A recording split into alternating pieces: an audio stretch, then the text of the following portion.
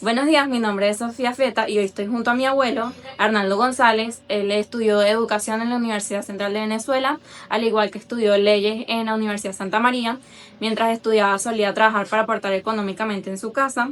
Ejerció siendo maestro en una escuela para niños especiales, además de ser director. Luego se aficionó por la política, fue diputado y alcalde y actualmente tiene un negocio, es comerciante aquí en Guarinas. Empecemos por la primera etapa de tu vida.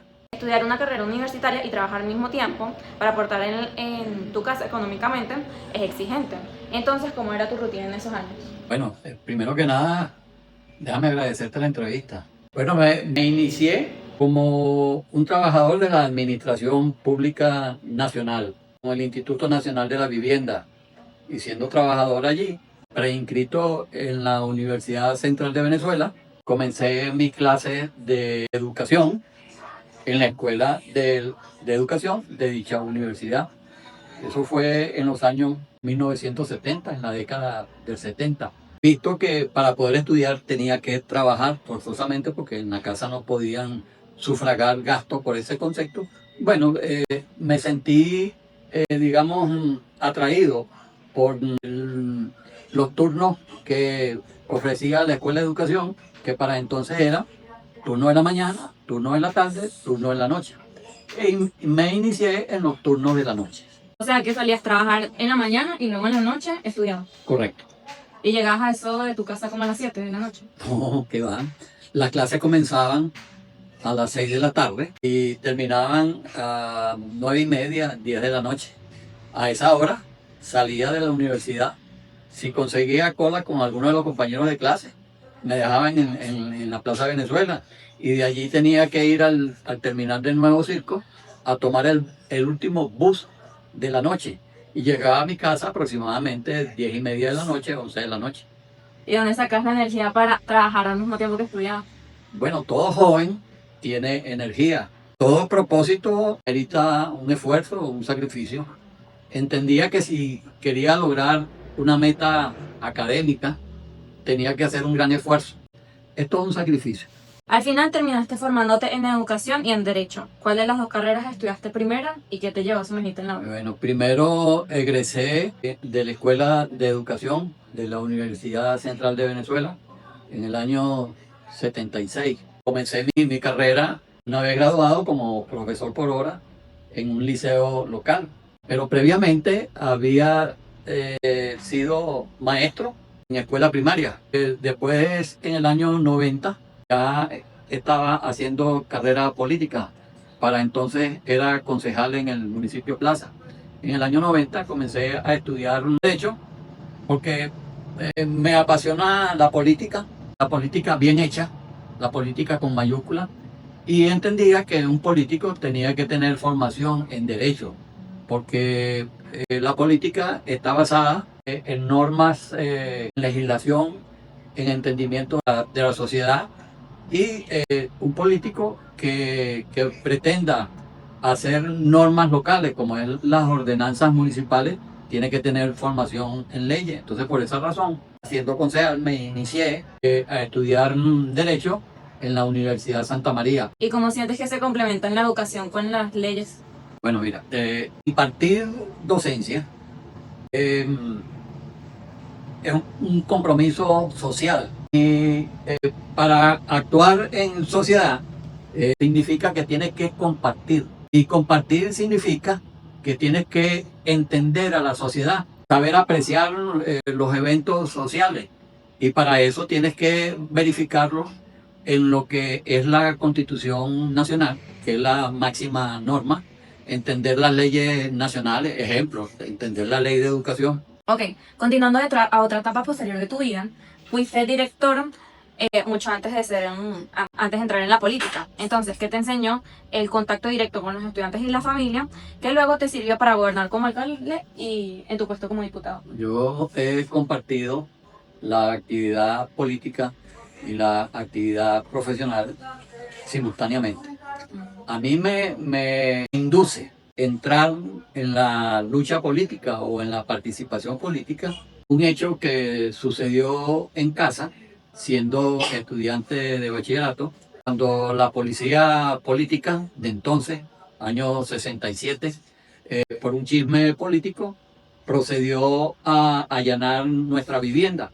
A mí eso me marcó, porque teníamos afectos de filiación política, pero todo bajo las normas constitucionales. Entonces eso me marcó y a partir de ese momento comencé mi actividad política. Luego las circunstancias de trabajo, educación, prácticamente se hizo por distintos episodios. Fui fundador y director de 2 escuelas especiales, pero también con el tiempo fui profesor a nivel universitario en la UNESCO, de manera pues que hice varios periplos por distintos sistemas educativos. Escuela básica, adultos, educación especial y educación universitaria. Y empezaste en la vida política como diputado o como alcalde. No, yo como conocí me inicié en la actividad política siendo un joven de 16 años. Cuando cumplí 18 años, mi primera actividad política así con responsabilidad fue haber sido miembro de una mesa electoral. Y participé en política a través del magisterio social cristiano. Y siendo ya profesional, fui llamado a cubrir una vacante de secretario municipal. Eso era una responsabilidad mayor. Luego de esa pasantía, vinieron las elecciones locales en la década del 90, y fui electo en las elecciones municipales concejal. Y, a la edad de 28 años. Fui 2 veces, después de concejal fui 2 veces alcalde, y después de alcalde fui diputado regional en un periodo. De manera pues que mi concepto hice una carrera municipalista, iniciándome como secretario municipal, luego pasando en el debate político como concejal, después como alcalde. Eso fue un evento que transcurrió en ese año de actividad política municipal. Y luego que cesé en mis funciones de diputado regional, seguí activando políticamente en el partido en el cual estoy afiliado, y todavía aún sigo luchando políticamente en las aspiraciones de tener un mejor país, una mejor Venezuela. ¿Y cómo era tu rutina cuando eras alcalde? Es estar preparado para administrar un inventario de problemas, como lo es el municipio donde he servido, Guarena, municipio Plaza del Estado Miranda. Estar preparado para asumir una responsabilidad tan grande. Digamos que para tener un buen desempeño como concejal, como alcalde, tú debes conocer muy bien la comunidad donde te toca actuar. Tienes que tener mentalmente sinopsis del gasto público, porque administras recursos y los recursos deben estar dirigidos en términos de prioridades, en términos de oportunidad, en términos de posibilidades que tiene el municipio, la tributación municipal, o sea, recaudación de tributos, y después invertirlo de la manera más racional posible, de acuerdo a las ordenanzas municipales y de acuerdo a las leyes administrativas que rigen el país. Tienes que tener una visión en general de lo que significa hacia dónde dirigir los gastos del municipio. ¿Cuál fue el proyecto o decisión que tomaste siendo alcalde que más satisfacción te dio? Pero una ciudad, 200.000 habitantes, 1 millón de habitantes, cuyo servicio de agua sea deficiente, llevar agua a cada una de las viviendas del municipio. Digamos que me tocó administrar un servicio tan deficiente que tan solo llegaba al 5% de la población. Es decir, prácticamente estaba servida de agua potable el casco histórico de la ciudad. El resto era a través de camiones cisternas. Entonces me propuse como prioridad 1 llevar el servicio de agua a todas las comunidades. El término de mi mandato, después de 8 años y medio, se logró. que el 95% de las comunidades tuviesen servicio de agua potable directamente en su vivienda, sin ninguna mediación de camiones cisternas, sino en forma directa. Es decir, revertir en 360 grados la calamidad que significaba una población a la cual solo le llegaba a un 5% de sus habitantes. Revirtió, entonces le llegaba agua al 95% de los habitantes. Arena era una ciudad que no tenía una escuela de música, se creó una escuela de música subvencionada totalmente por el municipio.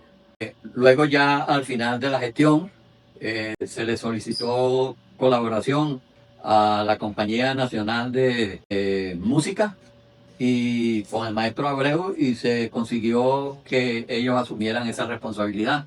Arena no tenía un teatro, hicimos un teatro municipal que lleva por nombre Armando Urbina.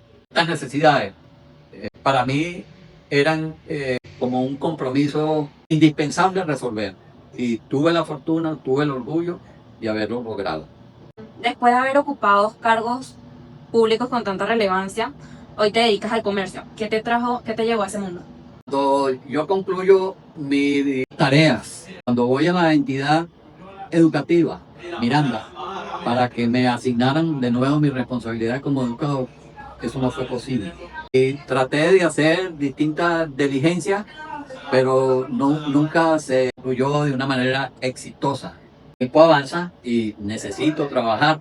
Trabajo entonces como abogado. Me encontré que era bastante difícil que mi actuación profesional como abogado prosperara, porque era una persona muy conocida en mi municipio, en mi estado, y eso de alguna manera, digamos, situaciones muy incómodas cada vez que trataba de hacer alguna diligencia en los distintos tribunales. Entonces, finalmente opté por lo más productivo desde el punto de vista económico y de lo más inmediato posible. Me hice comerciante, me establecí comerciante en una modesta tienda de condimentos y repostería, y ahí estoy. Tus 76 años, habiendo sido educador, político, abogado y ahora comerciante, si tuvieras que definir el ingrediente para una vida con propósito, ¿cuál sería? Si tendría que, Definir el ingrediente para una vida con propósito. donde te sientas llamado por vocación a servir, e igualmente prepararte. Todo propósito que tú tengas en la vida lo debes tener claro cómo conseguir. Luego, tienes que tener constancia, tienes que tener perseverancia. Solo hecho que tengas un propósito claro y estés luchando, eso no te da garantía de éxito. Puede ser que en el tránsito de conseguir el éxito te caigas, tengas tropiezos, tengas obstáculos. Los tropiezos, los obstáculos, las caídas las tienes que superar. Entonces mentalmente tienes que estar preparado para que nada pida proseguir con tu propósito de lograr el objetivo que te has trazado.